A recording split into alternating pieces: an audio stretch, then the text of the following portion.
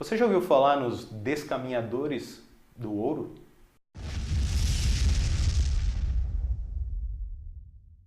Essa era a terminologia que se dava nos documentos da época para as pessoas que eram os contrabandistas. A principal forma de contrabando que marcava o período da era mineradora aqui no Brasil foi o contrabando chamado de formiguinha, onde pequenas quantidades eram escamoteadas, eram colocadas no meio de rolo de fumo, no meio de queijo. Do meu cabelo, levo 300 gramas de pepitas sem qualquer problema. Está lindo e é tão discreto. Você acha? Obrigado. Ninguém imagina que tem alguma coisa aí dentro. Pois é por essas e outras que prefiro ficar levando contrabando do que trabalhar nas minas. É mesmo. Lá morre gente como formiga. Trabalho duro, pouca comida, um castigo atrás do outro. Mas às vezes até que vale a pena. Lembra do Joaquim? Grande Joaquim. Achou uma pepita desse tamanho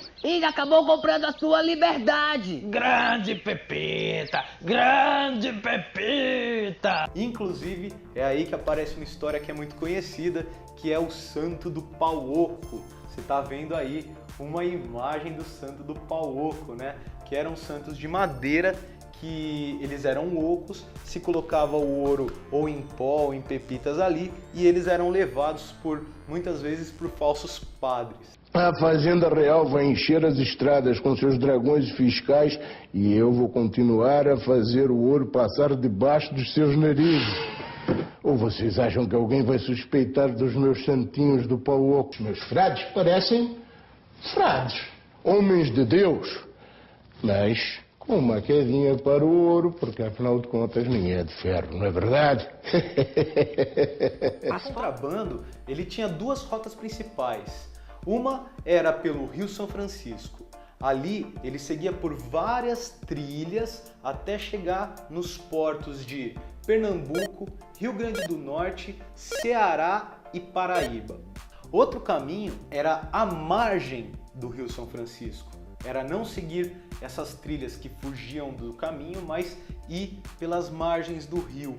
Daí era a região do sertão do Paranaguá, o atual Piauí, era a principal região por onde passava, e aí ele caía num porto em Maranhão, e de Maranhão isso era levado para Portugal, para a Europa inteira, isso daí saía por tudo quanto é lado.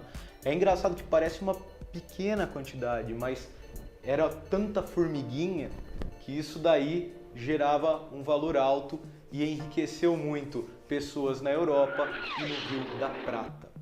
Uma coisa interessante que eu estava lendo uma vez é que quando se ia pela margem do São Francisco, os contrabandistas, eles seguiam também por canoas nos rios.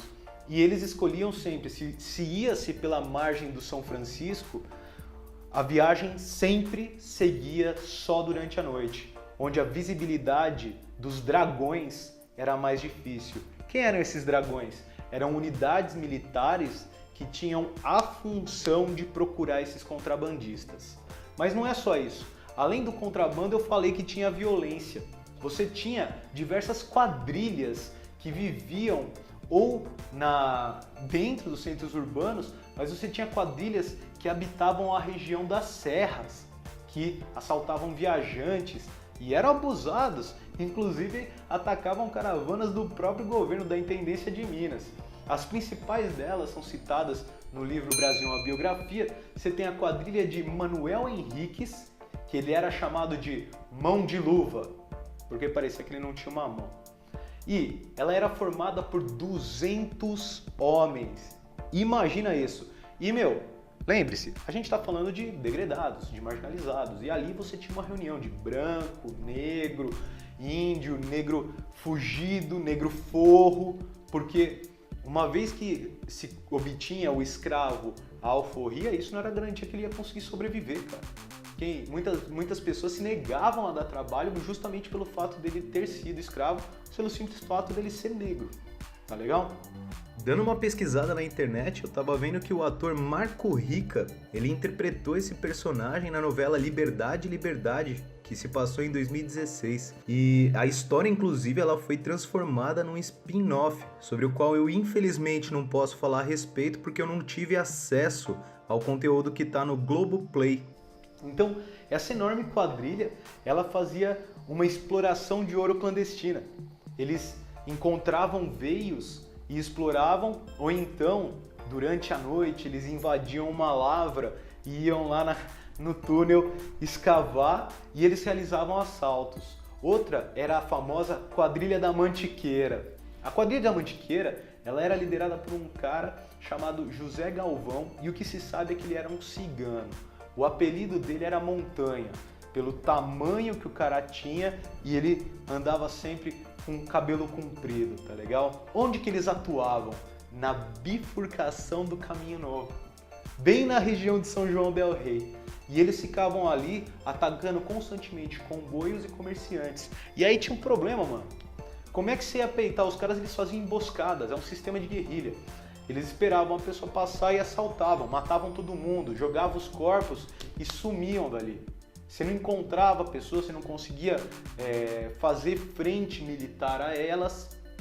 E tanto que a partir daí vai crescendo cada vez mais uma série de mitos em volta dessas florestas que eram habitadas por essas quadrilhas. Porque muita gente que entrava nelas não voltava nunca mais. Então, sobre essa questão do mito, desses mitos que se formaram na região da Mantiqueira, um cara que estudou a fundo isso daí e é considerado uma grande referência é o advogado, antropólogo, historiador chamado Câmara Cascudo.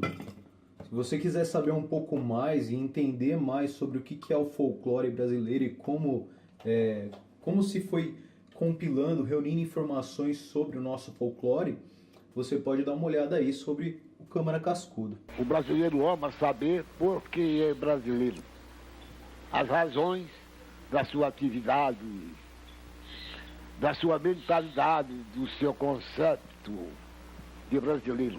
E isto é o que eu estudei minha vida toda. Como era uma novidade, seguiu sendo. Hoje, tenho a alegria de dizer que cumpri meu dever. Fiz a minha obra e os meus 110 volumes refletem a cultura do meu país no tempo e no espaço.